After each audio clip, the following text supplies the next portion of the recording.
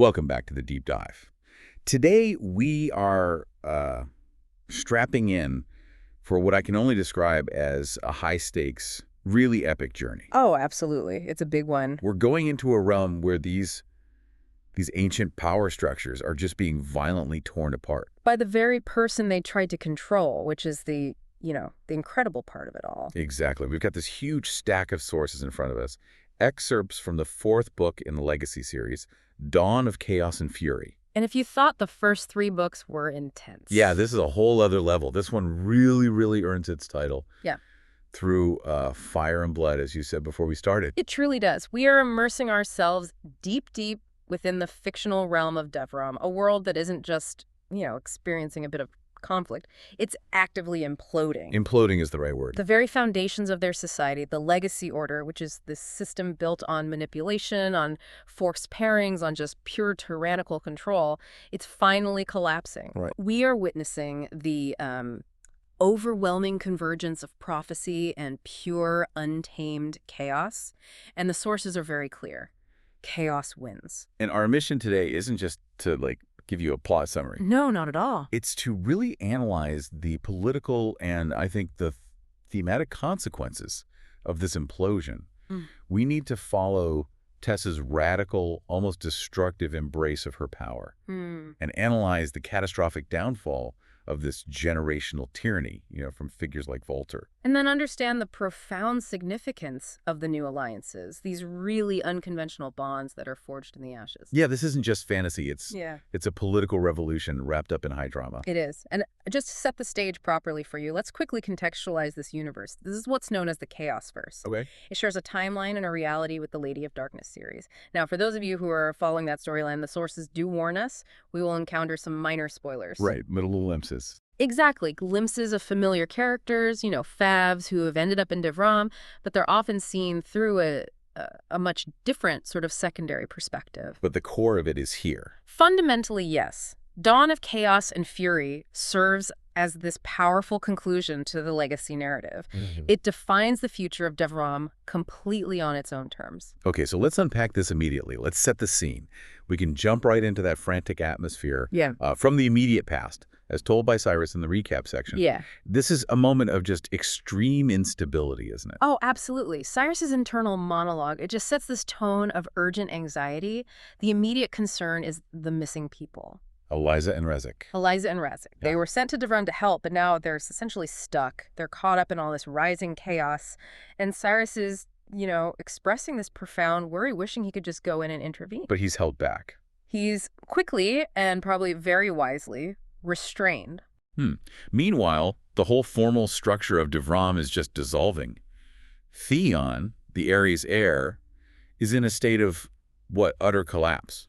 Yeah, the sources describe him as being left broken, on his knees, I think is the quote, after this massive conflict that was orchestrated by Tessa. Right. He's been taken to the underground by Tristan Blackheart, who is just desperately trying to give him some safety, some place to recover, away from the immediate threat. And that vulnerability is so key because while Theon is off the board recovering, Tessa escalates things. Dramatically. She actively seeks out the Pantheon, this ancient seat of power.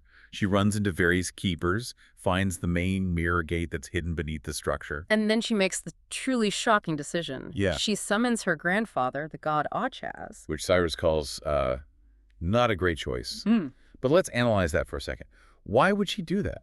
Why summon a major cosmic manipulator? Someone who's known to, quote, create and cage, especially when you're fighting against manipulation. Well, that's where the nuance is, you see. I think Tessa realized that to truly destroy the old system, she needed a power that was equal to or even greater than the Legacy Lords. And what's greater than a god? Nothing, even if that god is the root of the entire problem. It was a calculated risk. She's drawing this overwhelming external power source into the equation, hoping to use that chaos to create a diversion massive enough for her to enact her own plans. So she's fighting fire with a wildfire. That's the perfect way to put it. And while Tessa is, playing chess with deities, Her estranged brother, Axel, is facing this intensely internal battle. He's locked away, struggling with a terrifying escalating bloodlust that's just pushing him right to the edge. And then he's dramatically moved from his confinement to meet with Bree Delacrux, who's one of the really influential leaders of the Night Children down the underground. And her proposal is, it's a dark mirror to what Tessa's doing, isn't it? It is. She's all about tactical supremacy. She propositions Axel to join her forces, specifically targeting the underground first, but with the long-term goal of seizing all of Devram. And crucially, she leaves him alone with that crippling bloodlust. Yes. She's hoping the physical agony and the desperation will just force him to choose her path. Cyrus, who's observing this, calls it the understatement of the century for cruelty. He recognizes its pure psychological torture. Yeah. And then there's Luka. The Guardian. He's bound by this deeply ingrained duty, still following Theon's wishes despite everything that's happened. And he heads directly into the Achaz kingdom. And this action, it just underscores a fundamental piece of lore for you. Guardians are notorious for bending over backwards for their wards. It's just what they do. Even when the ward, like Theon, is vulnerable or, morally compromised. The duty remains paramount. It doesn't matter. And what's fascinating is how quickly Tessa is forced to face the ripple effects of her previous moves, especially everything that happened at the Serana Gala. Right. The consequences come fast. Lord Warden of the Achaz Kingdom immediately berates her for what he sees as an action. And then the augury attacks her. An organization we learn is intimately connected to the legacy structure. And this attack, it reveals this massive betrayal right at the heart of the Arius family. It's Theon's mother, or his supposed mother. His supposed mother, Cressida, is revealed to have been actively working with the augury the whole time, which immediately throws Theon's entire upbringing, his whole perception of his bloodline, into doubt. It's a huge bombshell. It is. And Tessa's initial attempts at controlling power, they have these unintended, devastating consequences, like when she summoned her hunters inside the Arius kingdom. Which Orion had warned her about. Exactly. They went completely rogue, and this resulted in brutal collateral damage. The sources detail the battle that ultimately claims the life of the huntress. And Tessa inherits her powerful, sacred bow. Yeah, and that's so symbolic, isn't it? She takes this tool of ordered, structured power from the one who wielded it honorably, and she's preparing to use it with her own wild, unpredictable chaos. These events just accelerate her journey. Her subsequent movements take her to this pivotal location, the ruins of a world that would forever make her feel. And let's pause on the descriptive language here, because this isn't just an old temple. The Pantheon structure, once the seat of the Mirror Gate. Yeah. It's described as nothing but cracked pillars, crumbled stone, and rubble. A ruin that had once been wicked and cruel and broken, yes, but the shell of it had been grand. That description is so essential because the crumbling structure, it mirrors the crumbling legacy system. The source explicitly connects this place to deep personal loss. It notes she should have known it would forever make her feel because it was the last place she'd seen him. Right, a specific intense bond referenced from earlier. Exactly. The very destruction of this grand, cruel structure is emotionally charged for her. It just underscores that even her most destructive acts are rooted in personal pain. And that emotional crucible brings us seamlessly into our second section, which is all about Tessa's radical internal evolution. Yeah. She moves from being controlled, a pawn in everyone else's power games, to completely embracing her core identity as wild fury and chaos. This is the moment she rejects external definition. It's a huge thematic shift. The crux of her internal debate is crystallized in that nagging question that was thrown at her by Dex, Theon, and Luka. What am I going to do with you, Tessa? Exactly. She realizes she has constantly been seen as a problem to be solved or a power to be harnessed, and her internal resolution is absolute. What does she decide? They would do nothing with her. Not a goddamn thing. It's the moment she seizes narrative control of her own life. And that rejection of control, it allows her to embody her true nature. The source says she let herself embrace what she was at her core. She would not change herself to suit others, would not shove down her light or deny her longing for the dark. It's beautiful. It is. It describes her seeing herself as a storm held in her own palm, Flickers of silver and gold, white and black, the whole spectrum of existence. Yeah. After 2 weeks of just cold, silent calculation post-gala, she finalizes her plans. And her purpose becomes disruption. Total disruption of the entire power dynamic of Devram. And this self-acceptance is immediately tested, and it's validated through her bonds. We get this critical revelation about the depth of her connection with Luka. The Genesis bond. The Genesis bond. They find out this is their connection, and it's a term that Razik and Eliza had been researching intensely, which underscores its historical and cosmic importance. We really need to linger on the Genesis bond because this is crucial lore. What does the pairing of a terminus and a Genesis truly signify in this universe? It's more than just, a deep romance. Yeah. Oh, way more. It elevates their relationship to a cosmic inflection point.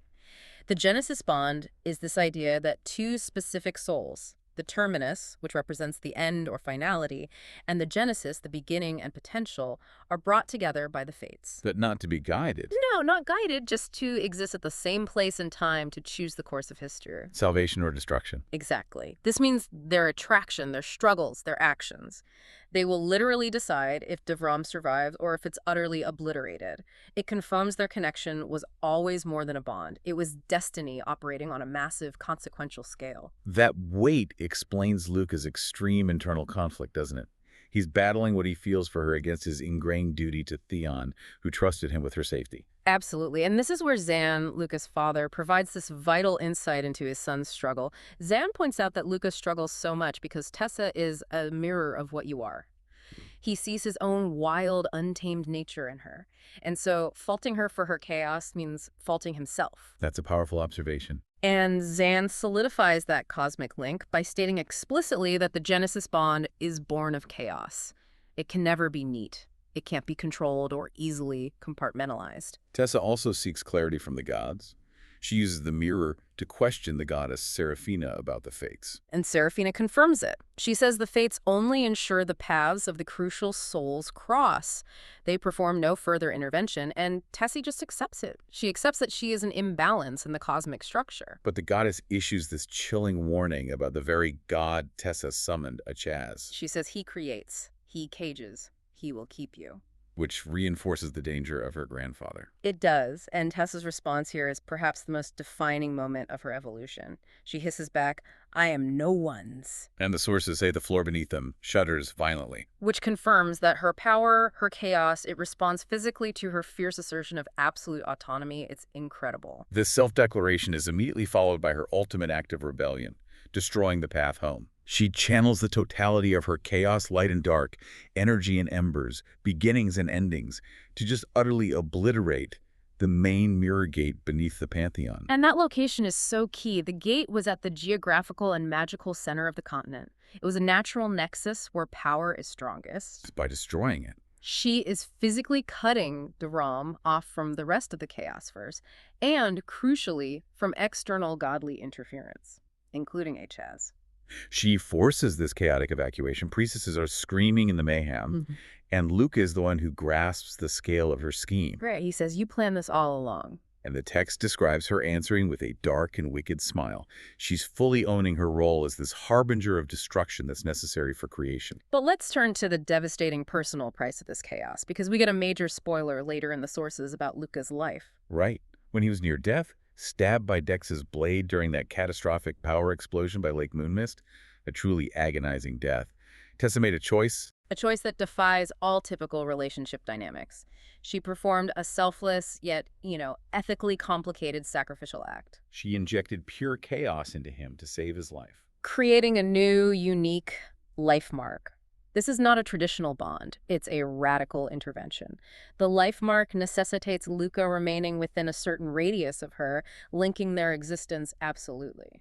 So she tethered him to her. Against his will in the moment of his death. She realized only later that by saving him, she had permanently kept him close. It just highlights the inherent cruelty and love that's all mixed up inside her chaos. So she's established herself as an independent cosmic force. She's sealed Devram off, and she's physically bound her guardian to her existence. This massive shift brings us directly into Section 3. The internal power struggle. The internal power struggle within the Arius legacy, which involves generations of dark secrets and ultimately filicide. Yeah, this section focuses heavily on the St. Orcus brothers, Theon and Axel, and the tyrannical shadow of their father, Velter, the former Arius lord. Theon is racing against time. He is. He's up against these external cosmic threats, the fates, his father's lingering influence, and to stabilize this fractured kingdom, he has to secure the Arius lord seat. But that requires a specific condition. And that condition is having a formal match. Enter Felicity Davers. The sources detail how she tried to strategically trap Theon, hoping to ensure her place of power after, and I'm quoting here, one fucking, by forcing a pregnancy. And Theon, now operating in full political attack mode, he just exposes her union mark as a complete fraud. Which is a massive public disgrace. Huge. And by proving she's not his legitimate match, he creates an opening for Tessa, who immediately acts on her intense, violent, possessive defense of him. And Tessa doesn't just attack, she annihilates. That's the word for it. After stripping Felicity of the fraudulent mark, Tessa kills her. She's demonstrating to the entire court that she will not tolerate any threat, real or perceived, to Theon's stability or her claim over him. It's brutal, it's possessive, and it's politically devastating for anyone who thought they could use Theon for their own power. But Theon's power acquisition goes deeper than just securing a match, right? He has to tackle this decades-old mystery of his parentage. Exactly. He confronts Cressida, the woman he believed to be his mother, and who we now know worked with the augury. And Cressida reveals the shocking truth that just destroys his identity. That she is not his mother. She was a pawn. Walter, the grand manipulator, engineered the match and the pregnancy merely as insurance for the legacy. Treating his own children like strategic assets. Not even heirs, just assets. And Theon uses his power ruthlessly to force the next confession. The sources describe him manipulating her with a tendril of darkness, forcing her to reveal where Walter keeps the real mother. And this location is just horrifyingly described as where Walter keeps all things he does not want found. The real mother is Caris, a powerful fae with water magic. She was initially beloved by the heirs. She was their caretaker before Walter imprisoned her, and she is ultimately instrumental in Walter's demise. But that final confrontation, it's a collaborative, bloody act of vengeance involving the entire core group. It happens after Bree Delacrux reveals Walter's hidden holdings, and Tessa effortlessly bypasses the wards to get them in. Walter, in his absolute arrogance, confirms his long history of tyranny. Including planning Axel's kidnapping and the whole drama around his birth. He saw his children as means to an end. That's it. And the moment of filicide is described with such chilling precision, it highlights the different forms of vengeance from each person. Right. Theon strikes first. He plunges a blade one Walter used on his own children, which is a poetic twist deep into his side.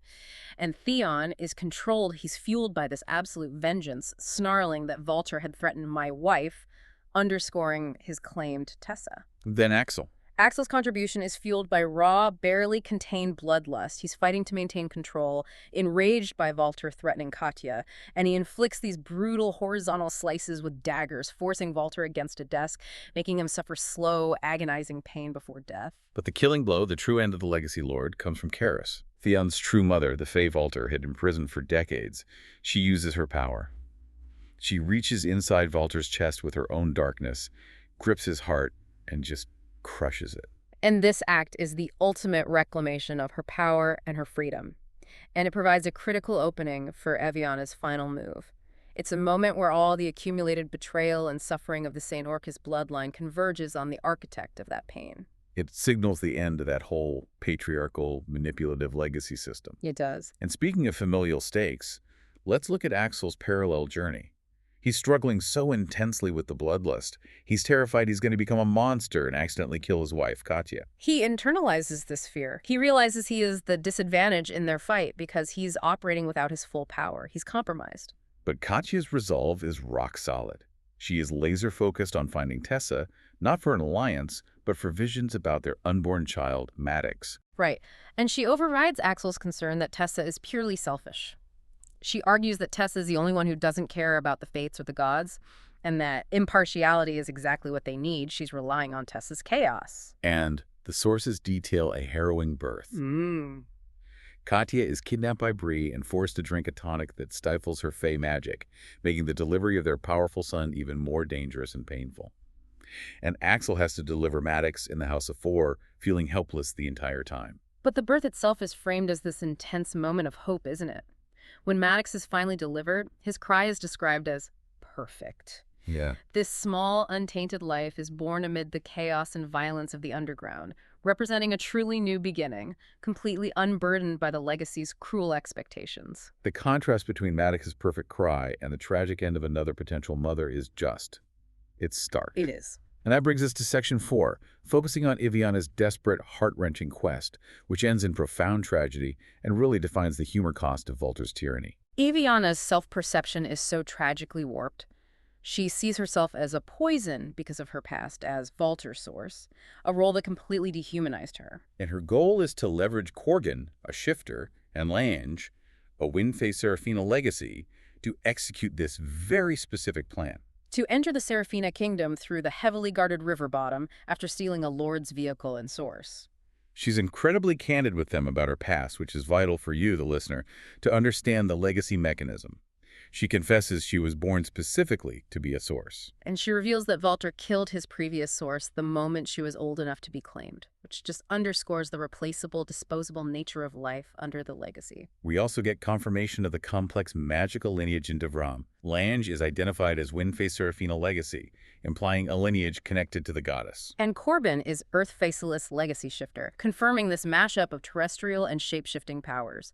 Their combined strengths are essential for what comes next. Their trek takes them through the Dreamlock Woods for weeks, a truly terrifying haunted place that preys on the mind. And Iviana admits she led them there intentionally to save them from Volter's pursuit. But the woods themselves are a gauntlet of psychological terror.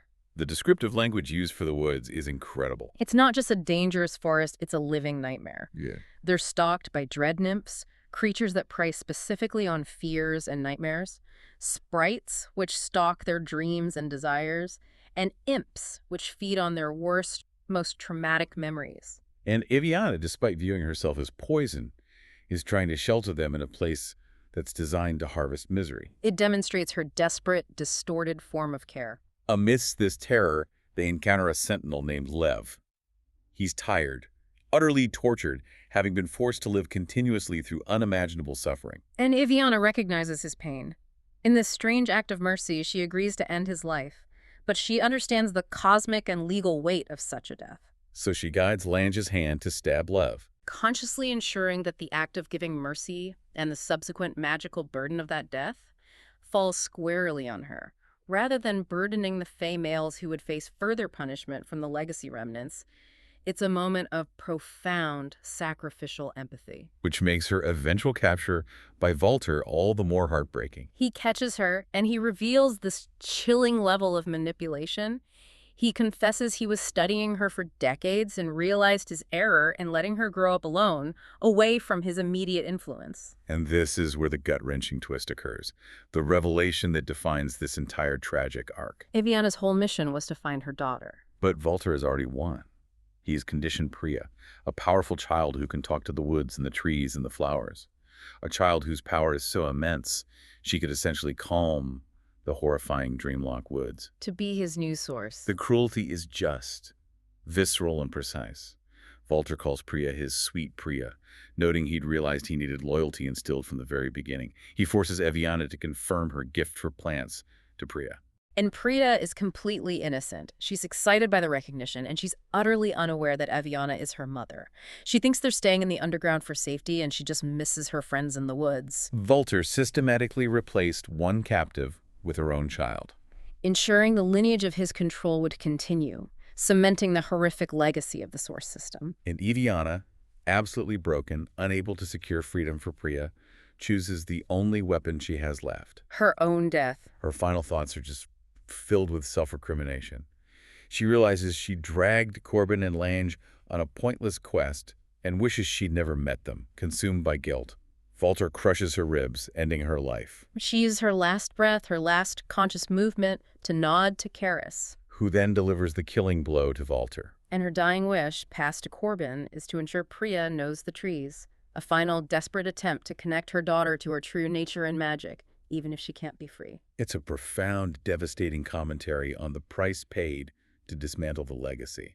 Iviana's tragedy is the catalyst that enables the St. Orcus brothers to achieve their vengeance and sets Karis free. It's the highest price paid for the revolution. Having witnessed that devastating personal tragedy and political revenge, we now pivot to Section 5, the monumental political and magical fallout. The Grand Alliance. The Grand Alliance that fundamentally resets the world of Devram and replaces tyranny with a new, unconventional power structure. Yeah, the political maneuvering has to start immediately to fill the power vacuum left by Walter and the collapsing Pantheon. Theon, needing stability, still requires a match to formally secure the area's lord seat. And Tessa agrees. But her agreement comes with radical, non-negotiable stipulations. Her demands are revolutionary. She insists she will not hide who she is. She will not become less than to suit Theon or the court or anyone else. He declares she will be as fucking difficult as I want to be. Yes. She's agreeing to a political union, but she refuses to adhere to the traditional, subservient role of a match. And their marriage ceremony completely shatters millennia of tradition. Tessa uses her chaos to create an entangled, complex three-way mark. Involving herself, Theon, and Luka. It's a profound statement. She slices her own palm, smears her paint on the markings, and then she pulls blood from both men into her chaos, creating these cords of gold, black, and midnight blue power that physically and magically entangle their wrists. This three-way bond just defies every single traditional expectation of the monogamous power-consolidating source mark. And this radical union immediately forces the hands of the remaining power brokers. They need a unified front against the looming external threats like Achaz and the Fates. So Tessa and Theon convene a meeting with the remaining ladies of the realm, Anila, Lady Kyra, Faelaine, and Celeste. And they are forced to present the existential threat clearly. And here is the political turning point for Devram, what the sources call the Great Sacrifice. Kyra, the Anila lady, is the first and most powerful to concede. She offers her power and her position, not to another traditional lord, but to Tessa and Dacian, the Achaz heir. Her statement is critical. Change requires sacrifice. I offer my power as well. This is monumental. And she's followed by the Faelaine and Celeste ladies. They all agree to step down and transfer their accumulated magical power to the new leadership, recognizing that preserving the old order means extinction. And this wasn't a violent overthrow of these ladies. No, it was a voluntary concession for the sake of survival. The ritual for this power transfer is intense. It's guided by Akira, Tessa's mother. It involves drawing marks in a circle, using a blade to merge blood across palms. And crucially, the sources explain that the process of transferring magic is agonizing for the one losing power unless it is willingly given. Right. Kyra's willingness, despite having held her position for over a century, is what saves her from devastating pain. It highlights the moral difference between voluntary sacrifice and forced subjugation. And the outcome of this ritual is the complete systemic dismantling of the old power structure. The ritual is specifically designed to change the rules regarding magic and power acquisition, the source marks themselves. Yes. And let's be absolutely explicit about this because this is the revolution. Absolutely. The old source marks were described as gross manipulations of other, more sacred marks. They were used to siphon power, to strip free will, and to ensure strict genetic and political compliance for millennia. They were forced. Magical bondage. And the new system? The new system is the polar opposite. Future pairings will only happen if the Fae is willing, they have to go through counseling, and it will result in only one source mark, a consensual, singular bond. So, from coercion to consent. That is the profound societal revolution that Eviana and countless others died to achieve. The political finale is executed with just breathtaking symbolism. Theon, the newly established Arius Lord, he concedes his title to Tessa. He says, I concede to Tessa and Osra. Take your seat, my lady.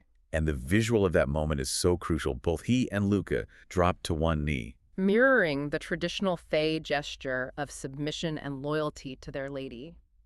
This is the ultimate subversion of the legacy. The powerful male heirs who inherited this millennial-old system of control voluntarily submit to the woman of chaos they fought so hard to tame.